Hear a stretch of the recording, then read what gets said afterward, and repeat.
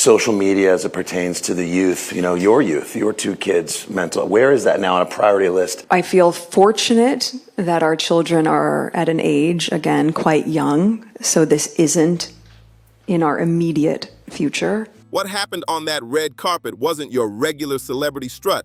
It was drama wrapped in diamonds. Every step, every smirk, every side eye told its own story of quiet tension and high-class games. But I also feel frightened by how it's continuing to change, and this will be in front of us. I think so much of it can come down to, if someone is looking for something, please don't feed them the thing that they're not looking for that's going to harm them. The algorithms are very powerful, but I'm confident that with more ears and, as my husband said, awareness and visibility on what is really happening, that we can make some significant change together. The cameras caught moments that never made it to the headlines, and if you look close enough, the truth practically jumps out at you. The air around Meghan Markle that night was charged. Every interaction said more than words ever could. Once you catch the real energy of that night, you'll see exactly why everyone's been glued to this story nonstop. It wasn't just glam. It was a power dance in designer heels. But hey, before we dive into the juicy part, make sure you hit that subscribe button. Do it right now. It only takes a second, and it helps more people uncover what really went down. And yeah, don't skip the like button either. It actually makes a huge difference. Now I gotta hear from you. What's your take on Meghan and Emma that night? Was it cool shade behind polite smiles, a low-key clash for the spotlight, or just an awkward slip-up that blew up online? Drop your thoughts in the comments. I see everything you write. All right, let's get into it. Meghan Markle pulled up to one of Hollywood's biggest nights. And here's where things started getting wild. Insiders are whispering that Meghan wasn't even invited in the first place. Can you believe that? Word is, she pulled a bold last-minute stunt and basically crashed the event like it was no big deal. But this wasn't some random Hollywood mixer. It was a high-profile gala celebrating Black-owned businesses, an exclusive event that had been running quietly for 6 years. Yet the moment Meghan Markle showed up, boom, the whole world suddenly knew about it. Talk about perfect timing, right? Prince Harry is going on a real-life privacy tour. This is hilarious. It's a case of life imitating art or art imitating life, because you'll remember Harry and Meghan were utterly pilloried. And here's where it starts getting spicy. The person who reportedly brought Meghan into the scene was none other than Emma Greta, a powerhouse PR boss and sharp-minded businesswoman who knows exactly how to work the spotlight. Now, if you've been keeping tabs on these two, you already know they've got some past tension brewing. Remember that podcast they did together last year? The one people online called Straight Up Mortifying? Yeah, that one. So when these two crossed paths again on the red carpet, the tension was written all over their faces. Now, if you rewatch the footage carefully, you'll see it clear as day. Emma's doing her best to stay classy. It's her event after all. And she's out there giving that cool-headed PR energy, subtly guiding Meghan into position for that perfect camera shot. But Meghan, oh no, she wasn't about to be directed by anyone. There's this split-second moment where she gently pulls away from Emma's touch. Blink, and you'll miss it. Yet that one tiny move says everything. And if you catch Emma's face right after, there's a flicker of surprise, maybe even a flash of irritation. The whole scene is pure red carpet tension caught in high definition. The air between them was icy, tight, sharp, and full of that quiet, unspoken competition that says everything without a single word. This wasn't some sweet reunion between two women lifting each other up. It looked like a silent showdown happening right under Hollywood's brightest lights. It wasn't just tension, it was full-blown competition. Two women used to being the center of attention, both trying to control the vibe while pretending nothing was wrong. Just imagine it. You walk into someone else's event, one you weren't even officially invited to, and somehow you're the one stealing the spotlight from the host herself. That's bold energy. It takes a certain mindset to pull off something like that, and honestly, it's classic Meghan. Because if you've seen her past public moments, you know this isn't new. There's always that same quiet tension, those side glances, that subtle push to be the one everyone's eyes are on. Prince Harry spoke out in court in London last week about the damage he says was caused by being commoditized by the hated institution of the royal family from his teenage years. Yet his wife Meghan was in literally the same week posting new photographs of him and their children on social media, thereby clearly commoditizing their own kids and the family's private life to bolster their public profile and commercial brand. No matter who's supposed to have their big moment, somehow it always circles back to her. But if that first red carpet moment made you uncomfortable, just wait. The next part takes it up another notch. As Meghan made her way down the carpet, her assistant was hustling beside her, trying to keep every detail flawless. You could see the pressure on her face. Her whole job was to make sure Meghan looked perfect for every shot. But that dress? Oh, it wasn't doing her any favors. The fit was off.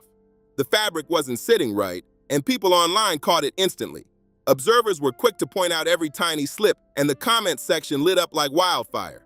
The gown just wasn't giving what it was supposed to give. It looked loose in some spots, bunched up in others, and totally off from a custom fit. Some fashion insiders even whispered that it looked borrowed, maybe even rented, and definitely not properly tailored for her body.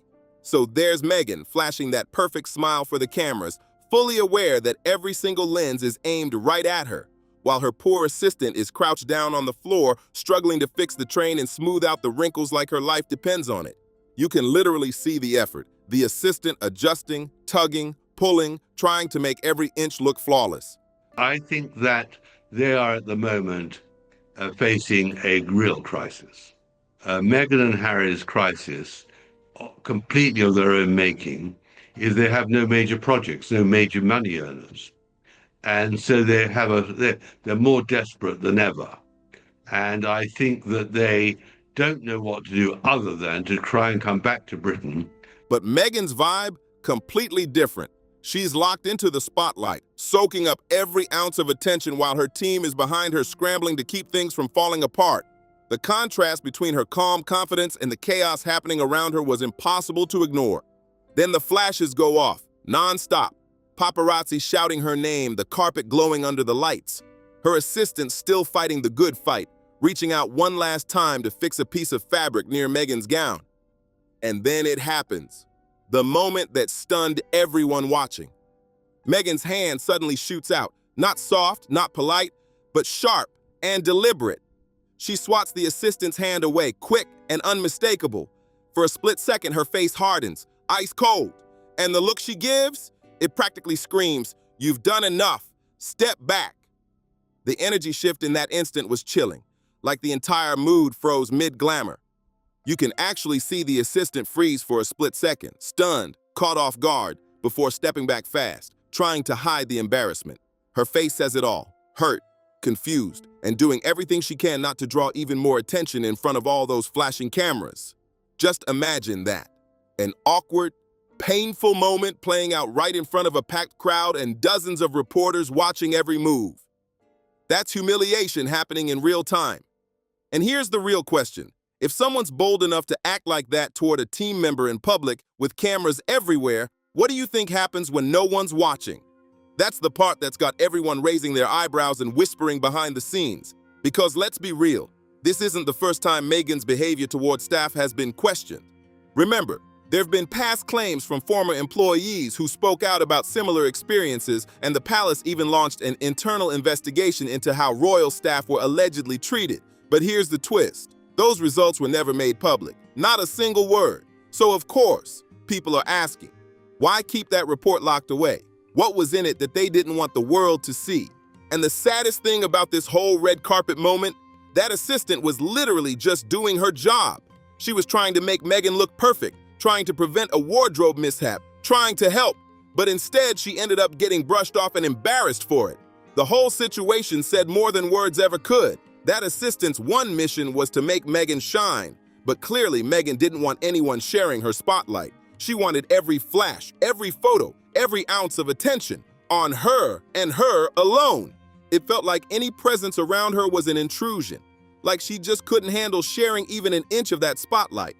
She needed that solo shine, no distractions, no one else stealing her glow. And here's where it gets even more interesting. Several body language experts have actually broken down that exact red carpet moment, and their analysis is wild. They say when someone's truly confident, when they're solid in themselves, They don't react with that kind of cold, dismissive move, that sharp swat, that icy look. It usually doesn't come from confidence, but from insecurity. Experts say it's the kind of reaction that comes from someone who feels like they have to control every single thing around them just to stay on top. Oh, well, you're making me nervous. I want to tell you, in America, a lot of the tabloids are talking about how Harry and Meghan are experiencing difference in their interests and professional paths. Meghan focused on Hollywood, as you just mentioned, and Harry dedicating his energy to the Invictus Games. Some say that it's creating friction behind the scenes and everything's not as hunky-dory as it seems. Like, imagine Meghan sitting on that podcast set telling Jamie Kern-Lima, "My husband's a fox. We're still in the honeymoon phase." And speaking of control, let's not forget what this whole event was supposed to be about. It wasn't meant to be a celebrity showdown at all. It was a gala celebrating Black-owned businesses, created to spotlight economic empowerment and community growth. That's a beautiful mission, no doubt about it. Supporting small business owners, especially those from underrepresented backgrounds, is something that really matters and deserves all the attention. But here's the twist that's got people talking. When Meghan walked into that event, she positioned herself as this bold champion for diversity, equity, and inclusion, the face of empowerment and progress. Yet, when folks started looking a little deeper into her own organization, Archewell, the story didn't quite line up with the message. Reports claim the team behind Archewell is overwhelmingly white, with barely any visible diversity at all. That's a major contradiction for someone who publicly pushes for inclusivity so passionately. And of course, people online didn't let that slide. They've been circling back to that point nonstop, calling out the double standard and asking whether Meghan's message matches her reality. If you're going to stand up and speak loud about equality and representation, shouldn't your own team actually reflect those same values you promote so proudly? That's the question people keep asking. And honestly, it's a fair one. Now let's be clear. There's absolutely nothing wrong with hiring talented, qualified people no matter where they come from. That's how it should be. Skill and merit over everything. But here's the issue. You can't play both sides of the fence. You can't walk into a gala celebrating Black-owned businesses, highlight your biracial background when it fits the moment, and then turn around and lead an organization that doesn't seem to reflect that same message. That's not genuine advocacy. That's what people are calling straight-up opportunism. And what's wild is, this isn't the first time folks have pointed it out. Many observers have noticed how Meghan seems to shift certain parts of her identity depending on what works best for her in that moment. When it benefits her to highlight her biracial heritage, she's front and center with it. But when it doesn't, it suddenly fades quietly into the background. Just look at the people around her. Most of her closest friends, white. The men she's dated and eventually married, also white. And according to reports, most of the people she hires fall into that same category too. Yet, when the cameras start flashing and the event's all about diversity, inclusion, or equality, suddenly she steps into the spotlight as a powerful voice for representation. That switch up is what's got people talking nonstop, questioning how real her advocacy truly is. It's that switch up that has people talking, and here's the thing. No one's saying she can't embrace every part of who she is. Everyone has the right to define their identity and connect with their heritage however they choose. But the key word here is authenticity. If your public image doesn't match your private choices, if your words don't line up with your actions, people are going to notice and they're going to question it. Because when something feels rehearsed instead of real, the world sees right through it. And then, oh, the dress. Fashion watchers couldn't stop talking about it. The moment Meghan stepped out, the comparison started flying, especially to Vanessa Hudgens, who rocked a nearly identical silhouette at the Oscars. But here's the difference. Vanessa's version looked flawless. Every inch tailored, styled to perfection like it was made just for her. It screamed elegance and money. And rebuild themselves as some sort of members of the royal family. I think that's what the Invictus Games, which is this very splendid competition for wounded servicemen, is going to start in Birmingham next year, but there's a rehearsal later in the summer. And Harry is determined to come, and if he could, he'd bring Meghan and somehow work his way back in so that they have status. The kind of look that happens when a professional team makes sure not a single seam is out of place. Now, Meghan's take on that same look.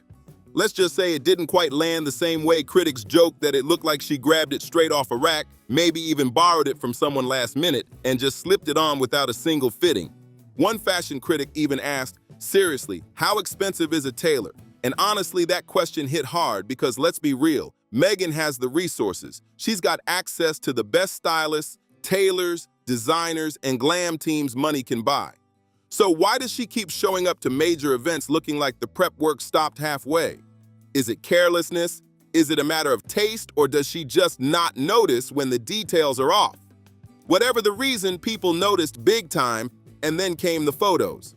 Once pictures from inside the event started circulating online, fans and fashion blogs started spotting something strange.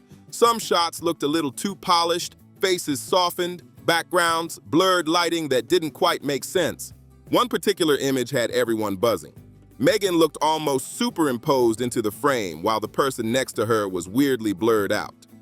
Now sure, we all know event photos get retouched. That's normal in Hollywood, but this wasn't your subtle airbrush kind of edit. It looked heavy-handed, and that made people wonder. Was someone trying a little too hard to perfect the image? Normally, professional event photos are clean, subtle, and polished.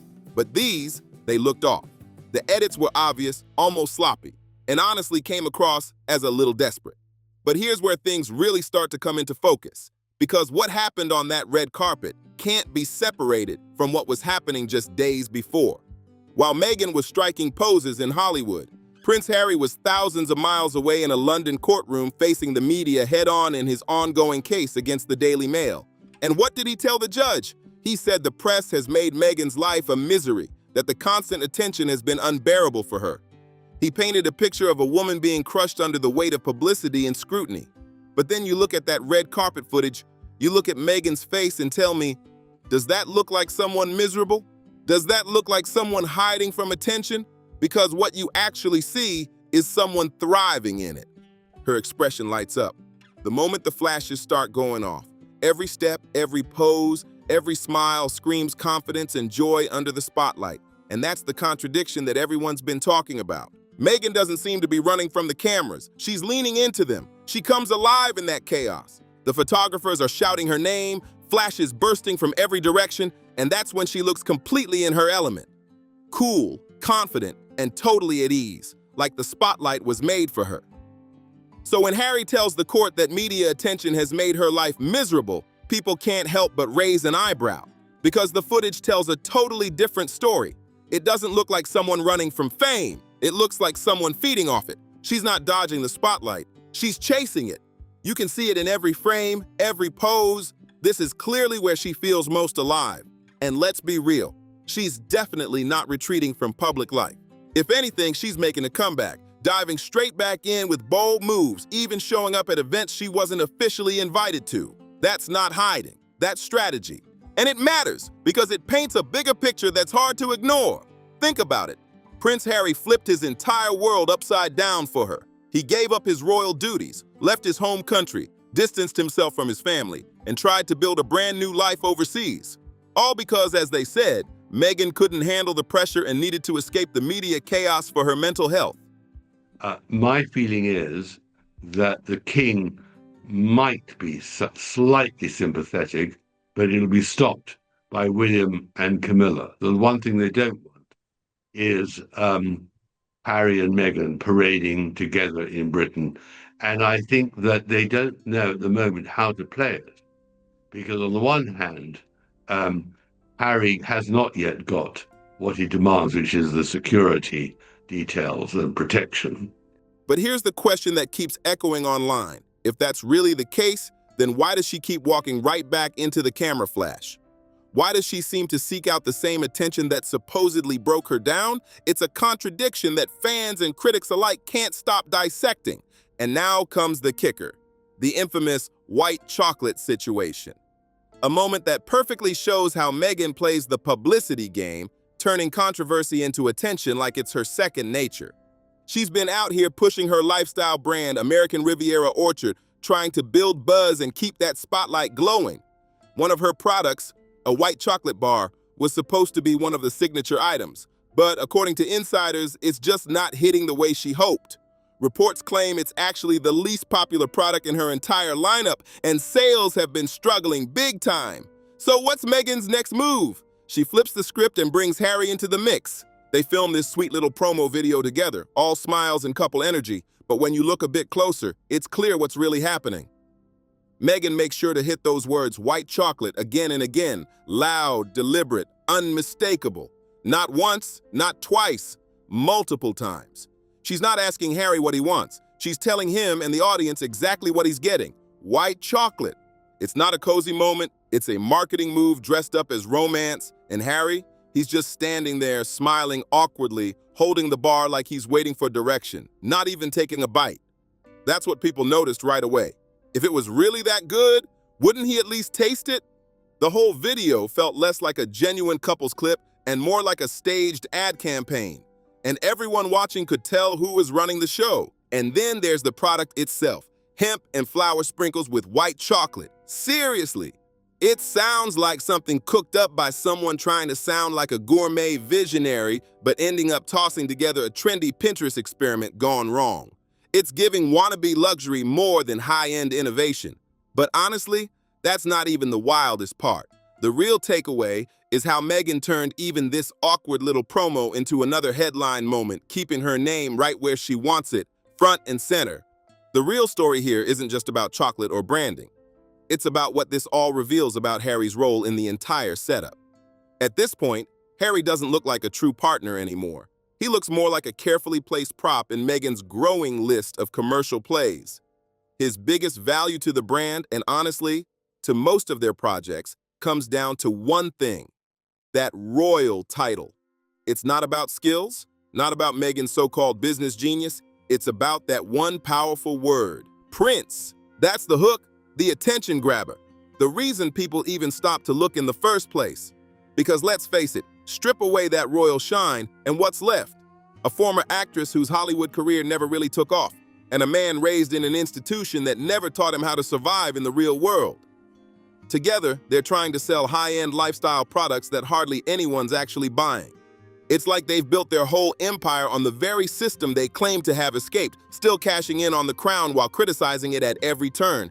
And that's exactly where the hypocrisy hits hard. They want the luxury, the headlines, the VIP access, but not the responsibility or duty that comes with the royal spotlight. They talk big about independence, privacy, and freedom, but every move they make screams publicity and privilege. They left royal life claiming they wanted peace and space, yet somehow they've never stayed out of the public eye for long, living it up in California, calling out the monarchy while still benefiting from it. That's the contradiction everyone keeps pointing out. They want the crowns without the duties, the prestige without the pressure, the fame without the fallout. And that's why people can't stop talking about them, because every new move just adds to the spectacle. While Meghan was busy soaking up the flashbulbs and Hollywood attention, the real royals were actually dealing with serious global matters. Prince William had just touched down in Riyadh for a major diplomatic visit to Saudi Arabia. Not a red carpet, but real political business. He spent hours in discussions with Crown Prince Mohammed bin Salman, handling issues that carry international weight and actual consequences. But even that high-stakes trip risked being overshadowed by the latest scandal surrounding Prince Andrew and the explosive Epstein files. And this is where the contrast between Meghan and the working royals becomes painfully clear. William and Catherine released a short, respectful statement, calm, direct, and focused on what really matters. They expressed deep concern over the ongoing revelations and extended sympathy to the victims. No drama, no self-focus, just dignity. Now, compare that to how Meghan handles any controversy. Whenever her name's in the mix, it somehow always circles back to her. Every issue becomes about how she's been wronged, she's been attacked, she's misunderstood. Even when the situation has absolutely nothing to do with her, she finds a way to slide into the narrative and make herself the centerpiece. Do you, in your research that you've done for your latest book, do you get the sense at all that their differences, in their pursuits cause any friction at home? Or do you think he is just hopelessly in love with his Hollywood actress? It's like she can't resist being at the heart of every story, no matter the topic. Meanwhile, the Andrew situation is dead serious, and it's not some tabloid scandal. It's potentially criminal. Newly surfaced documents have allegedly revealed something explosive, claims that Prince Andrew forwarded confidential government information directly to Jeffrey Epstein. Now, the police are reportedly reviewing those materials and considering whether to launch a full-scale investigation. That's the kind of royal crisis that actually demands integrity, accountability, and some serious answers. It's a stark reminder of what real royal responsibility looks like, something miles away from Hollywood red carpets and PR stunts. And that's what makes the contrast between Meghan's spotlight chasing and the monarchy's deeper scandal so striking. While one side's tangled in issues of power and corruption, the other's wrapped up in photo ops and brand building. And somehow, both keep the world watching. And here's the craziest part. We're the ones keeping it all alive. Every single click, every video view, every comment breaking down Meghan's facial expressions or Harry's awkward smile, it all feeds the machine. The cameras may capture it, but we make it go viral. It's wild to realize that the more people criticize Meghan, the more relevant she becomes. It's this strange, unspoken exchange. Everyone knows the obsession's toxic, but nobody's ready to look away. The drama, the rumors, the constant back and forth, it's like a royal soap opera we can't stop watching. And don't think it's ending anytime soon, because it's not. There are more events coming, more red carpet moments, more leaked stories, and insiders ready to talk. You can bet there'll be even more behind-the-scenes revelations from people who've worked with the Sussexes and are finally ready to spill what really goes on when the cameras aren't rolling. So what really went down, the tension, the drama, the contradictions, they're not fading anytime soon. The only real question now is whether any of this will lead to genuine change, or if we're all just stuck in this never-ending loop of fame, scrutiny, and perfectly polished spin. But here's why it actually matters. Because moments like these pull back the curtain. They show us the gap between the image people sell and the reality they live behind closed doors. These moments reveal who people really are, how they act when the cameras are flashing and when they think no one's watching at all. That's why we can't stop asking questions, can't stop looking closer, and can't stop holding them accountable when their actions don't match their words. Because if we stop paying attention, if we just accept the shiny, edited version of the story, we lose the truth completely. So let's keep watching, keep questioning, and keep the spotlight exactly where it belongs. On accountability. Because the show's not over yet, and you know there's more coming. The next event, the next viral clip, the next leak, it's only a matter of time before the next twist drops. If you found this breakdown eye-opening, do me a huge favor. Smash that like button, hit subscribe for more unfiltered deep dives, and share this video so more people can see what's really going on behind the glamour. And don't forget to drop your thoughts in the comments. I read every single one. So tell me, what do you think is next for Meghan and Harry?